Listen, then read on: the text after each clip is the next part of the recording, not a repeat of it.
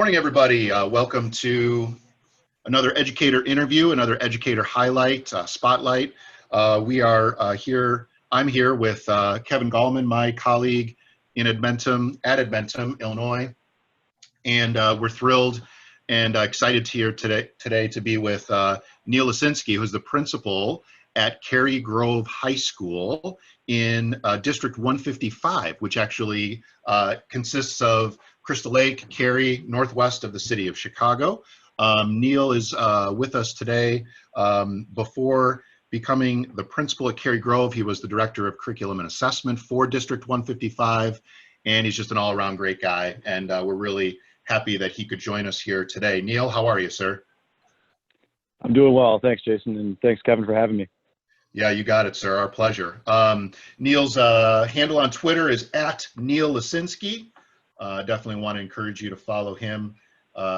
He is known to sometimes sing on Twitter, right, Neil? You have sang on Twitter with your children, which was actually, it grabbed some attention of the local media, correct? Yeah, a couple snow day announcements via rap covers and things like that. You know, doing my best impressions of some 90s rap artists. It did attract some attention beyond what I ever expected. But yeah, yes. We have some fun over at Cary. Yeah, I love it. I love it. So Neil, how are you holding up? You know, now that school year is over, summer school I know is up and running for you guys in District 155. How are you holding up? You know, I'm doing well. I can't tell you how proud I am as I reflected on the spring and all the things that our staff had encountered and our students. It's easy to be hard on yourself, and I was hard on myself for a little while as we entered summer. I didn't feel as though I communicated enough with my staff and with our students, and I want to do a better job if we're virtual in the fall of connecting with my people. But then as I continued to reflect, I felt a great sense of pride in our staff for all the work and the things that they had done to connect with our students and follow up with kids and make sure that they were doing well and socially and emotionally, you know, doing okay, but also academically. And then that sense of pride in my students and seeing our class of 2020 come out we did a parade of our seniors through the parking lot as our staff kind of sent them off for summer. And to see the smiles on their faces and even the tears in the parents' eyes and things, it was just a really fulfilling experience. And so at the end of it all, there's some things that I want to improve on and things that I want to do better and things I think we can all get better at in that situation. But in the end, it's really a sense of pride in our school and our school community. So interesting, Neil, just because, you know, for you know, the three of us, right, we know those experience, we know what it's like, right, to graduate in a traditional way, right? And so for kids this year, right, I think it's going to be a bond, right? It's going to bond them. It's going to make them even stronger, I think, because of the fact that they have this shared experience of graduating in a very unconventional or non-traditional way. So I think it's so interesting to me. You know, so kind of going on what you were saying there, Neil, you know, about things that you thought went well, you know, with remote learning, you know, as we kind of tie a ribbon on the spring of 2020, you know, what would you say went well for you guys? What do you know, as you said, you want to do differently as a leader? What would you like to see you and your team do differently moving forward? Sure. You know, things that went well, I think our staff adjusted very quickly.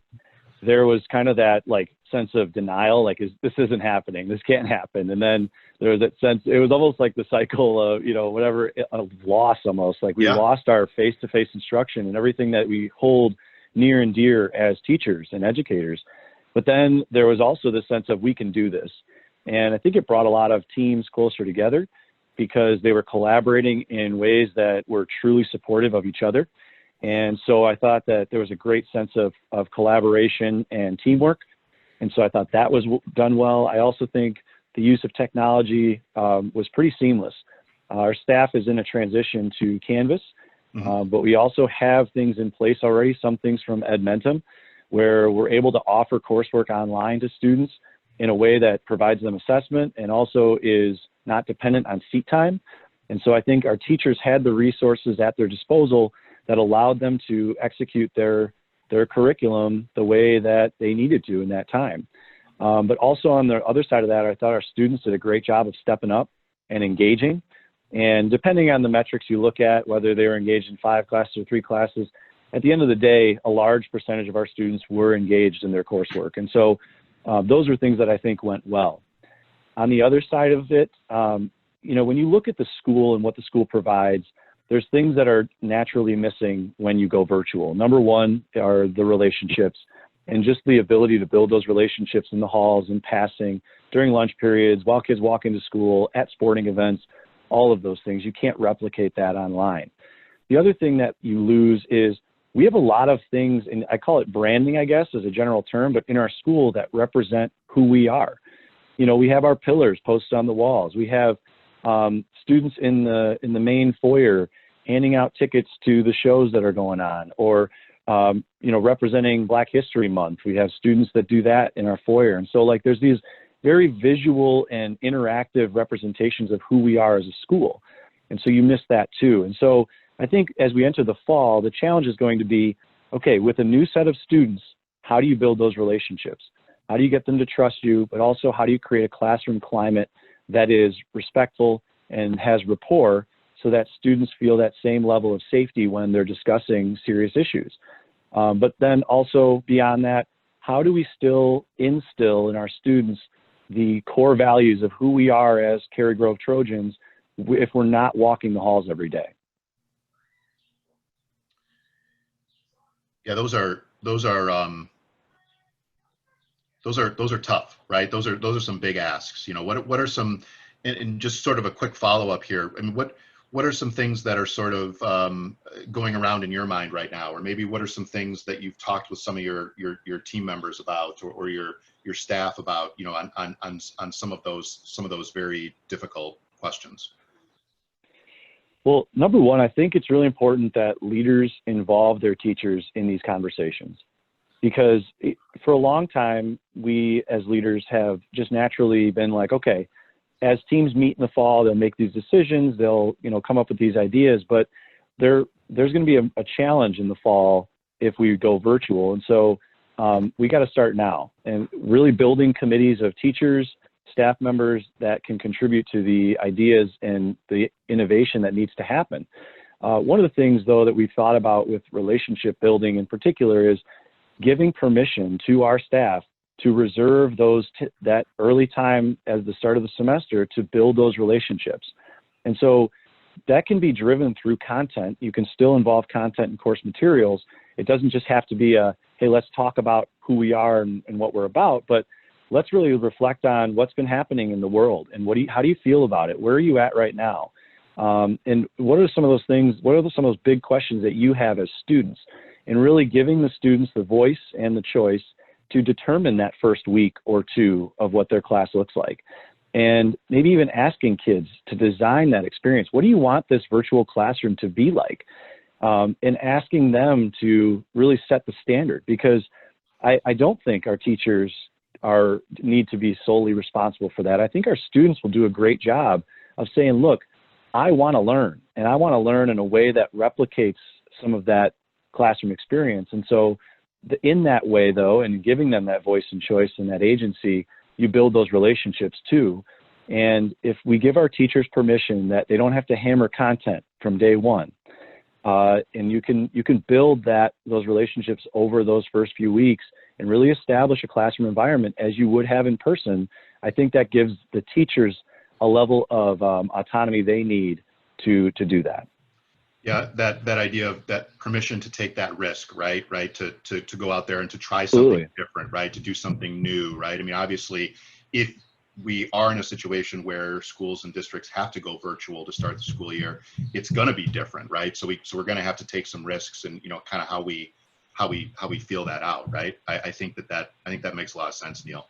I'm going to pass it over to Kevin to take on the next couple questions here. Yeah. So Neil, I want to kind of follow up a little bit about that when you talk about your staff and you talk about the learners, your kids. Was there anything that in those interactions that was enlightening as we moved into the remote environment compared to the traditional environment this past year? Yeah, I'm glad you asked that question because one of the things I've reflected a lot about and something I'm going to work with our team in the fall on is we have a lot of presuppositions about students and their engagement. And I think there was this automatic thought that if a kid wasn't engaging in face-to-face instruction in the classroom, that they wouldn't engage online. Or the reverse of that, if a kid was engaging in the classroom, then they were automatically going to be engaged online. And I don't think that those things are naturally true or going to naturally occur. And that's what we saw proven is we had students that were stellar in-person academic-minded students that did not engage online. We also had students that are very quiet in class, in person, and oftentimes would go entire class periods without participating, yet online, they were some of the best participants. And so we have to understand as a staff and as educators that just like us as adults, there's a level of comfort and there's a level of, of privacy even in, virtually interacting from our home. I mean, I have my kids' finger paintings behind me. Great decor. I know it's not necessarily from Chip and Joanna Gaines, but this is my home. This is where I live. This is not just where I work, but it's where I live and where I'm with my family. And so we have to meet kids where they're at and encourage them. And it goes back to that idea of creating that safe classroom environment. And that's challenging to do online, but it can be done. And that's something that I think we have to really give kids a clean slate and say, look, you have an opportunity to engage. And if there's something preventing you from doing that, let's talk about it and let's figure out a way to help you get past that, because we want kids to engage online and we also want them to feel that they're safe in doing so. Makes me think about, the learning styles inventory and thinking about, how you differentiate based on learning style. Someone could, in a sense, have two different learning styles based on where they are located. So absolutely. Really, really great to hear you thinking about that and how those transitions are going to be made. And Kevin, I apologize to interrupt, but also like a way to go that we're talking about solving that problem, if you will, or tackling that challenge is doing that, getting an inventory from kids. So having teachers or as a building sending out a survey to kids and saying that exact question, like rate your level of comfort engaging virtually, but then why? If you're a 6 on a scale to 10, what's preventing you from being a 10? If you're a 2, why are you not a 10? Why are you not a 6? And so we're talking about, can we do that as a building and create that inventory and then share that with teachers based on the students that are in their classroom? So again, as they build those relationships, they know and can target those different students that might be below a 5 on that level of comfort. And sort of, if you are forced into that environment, right? If you're a 5 out of 10 in a virtual environment, how can we get you to a 6, right? Like, what's right. Just to get one point higher on that scale. Right. Absolutely. And I think that students will have really insightful responses to that, right? I mean, there's things that we can't even think about or empathize with that some of our students are dealing with at home that are preventing them from engaging, and they need a safe space to share that. Exactly. That's really, really great to think about as we move forward. You talked earlier a lot about your culture and your building environment, and not only are we in a pandemic right now, we're also experiencing in the United States after the tragic events with George Floyd and other instances going on throughout the country, large scale protests, large scale conversations that can be uncomfortable for some, but at the same time, this is the time, right? And in a high school environment, you're not only working with the educational experience, you're dealing with young adults who are in this time who have the desire to share.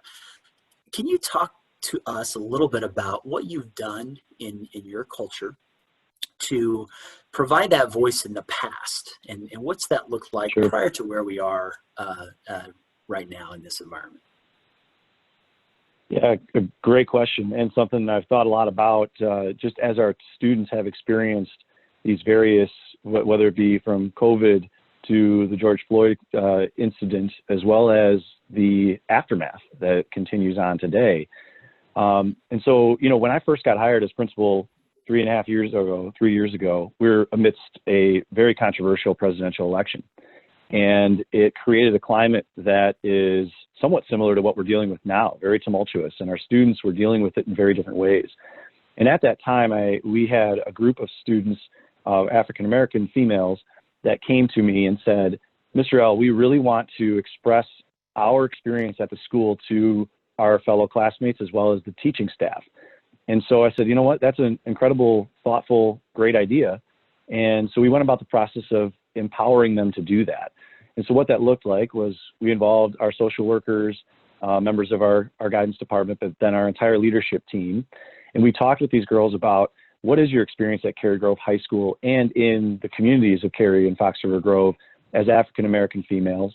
And then how do you appropriately share that with others and still keep an open mind to answer questions and be honest with those that are asking them? And so we went through a process of building a presentation with them. And at the end of it all, we had them go up on stage and present to our entire staff what it's like to live a day in their shoes. And we actually invited their parents to come in and observe the same presentation along with our staff. And questions were asked, and the students were able to give really insightful responses about their experiences. And it developed a sense of empathy, but it was really this transfer of respect. And it was done in a way that was respectful. It wasn't attacking our staff, but it was just helping them understand what it's like. And I think more of those experiences are necessary, right? Like, how do we build empathy in our staff, but also amongst our students? And so what that ended up turning into is those girls founded our Black Student Union. And though that group of students has evolved over the last 3 years, and it's led by one of our social workers who is passionate about equal opportunities and equity. And so they actually were the ones that put on our Black History Month events and designed those with our administrative team. And so it gave them even more voice and agency over how do they represent their culture to the student body. When you think about that idea of empathy, I think that's the central point that we all have to figure out. How do we teach intentionally this idea of empathy? And really what it comes back to, I think, are these core social emotional strategies that can be utilized in the classroom. And so that naturally begs the question, okay, what are those strategies? How do we develop empathy in our students? And number one I've talked about is voice and choice, giving students that opportunity to choose the material that they're investigating and also the way they're sharing that material with others.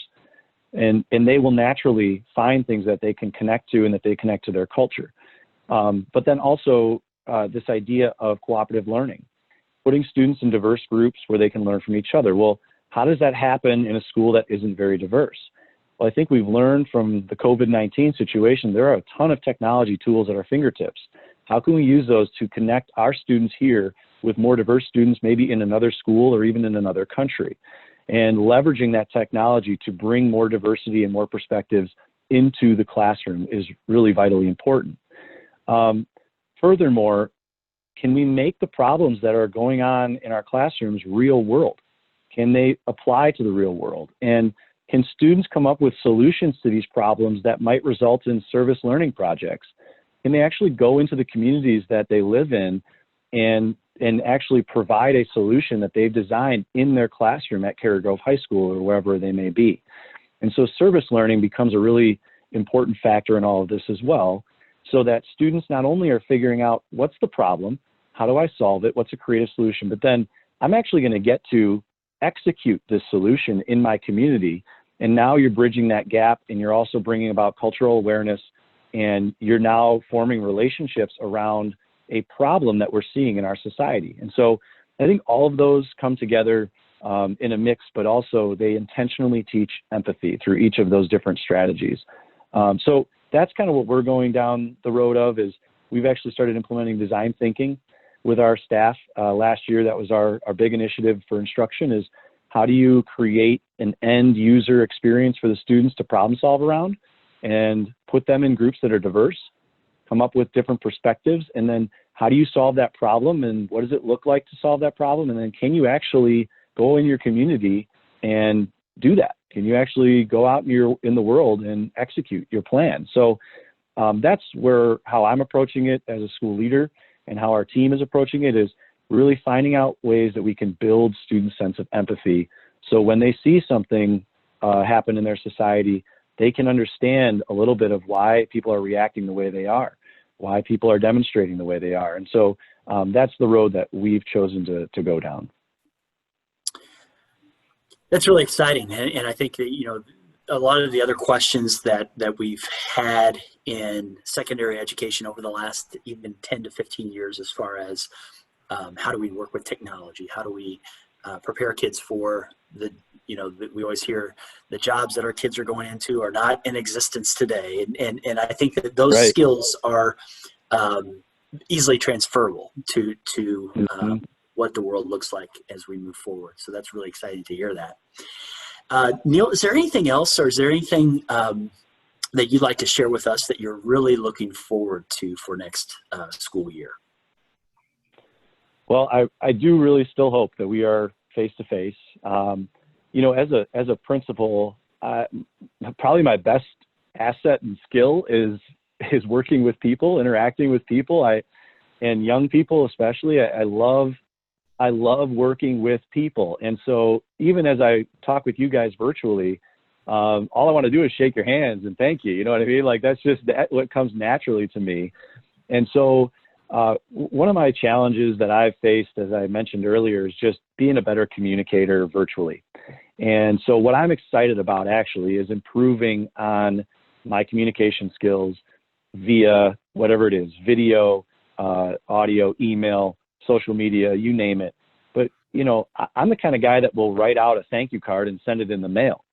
And yeah, that'd be great to do to every one of the 1,600 kids at Cary-Grove High School, but the reality is that it's going to take up too much time. So how can I mimic that genuine and authentic connection with kids virtually is something that I'm going to be exploring throughout the months of June and July, so that I can be better prepared for the start of school, whether it be in person or online. I want to connect with kids and with people in a way that's authentic and genuine. And so, you know, I've seen a couple of different examples out there of different leaders that have done different things. And there's so many creative solutions to that exact problem of virtually connecting and communicating. And so that's what I'm excited about, is building those connections again, having a fresh start with a new set of goals and purpose with our kids, and just and moving forward. And there is a lot of challenge in the things that we're seeing happening out there, but there's so much opportunity. I mean, these are topics that are rich for discourse and discussion. And so similar to when I stepped into this role during the last presidential election, I saw our staff engaging students in discourse that was just incredible and wasn't going to happen anywhere else. It wasn't going to happen at the Starbucks or even at home at the dinner table. The only place that it could happen to the level that it was in the classroom. And so I think we have an opportunity to teach our students how to be great citizens, how to be contributing members of a world that is naturally controversial, and there's going to be disagreements. And so I think if we look at this as an opportunity to build the next generation of people that are going to lead our country, there's a lot of rich content that is right here in front of us. Well, I'm excited, and I think about, you know, I thank you for your leadership. I thank you for, you know, the work that you do with our kids and with teachers, and you know, that idea of this being an opportunity for the next generation. I think that's something that we can all kind of latch on to from a positive light in the challenges that we face now. So thank you for that. Thank you for your time today, Neil. It's been great, and we will look forward to the upcoming school year and seeing what great things happen at Cary-Grove. So thank you so much. Thank you, guys. And I do want to say that I appreciate the opportunity, but also I'm looking forward to the virtual conference that you guys are going to be putting on. Jason, I don't know if you want to touch on that briefly about the topics that are going to be discussed. I know that Lisa Westman is one of your keynotes, if not the keynote. So I don't know, Jason, if you want to talk about that. Yeah, absolutely, Neil. Yeah, thank you. Yeah, and we're really happy and honored to have you present a breakout session at our first ever virtual conference that'll be sponsored by Admentum. Equity and Empathy in Education is the title of the virtual conference. It's July 22nd. It's in the morning, and we're thrilled to have Lisa Westman as the keynote. She is doing a lot of work on the topic of empathy in education, and in fact, that's going to be the topic of her next book. So we're really thrilled. We're going to have a variety of different breakout sessions, and there's going to be more information on that to come.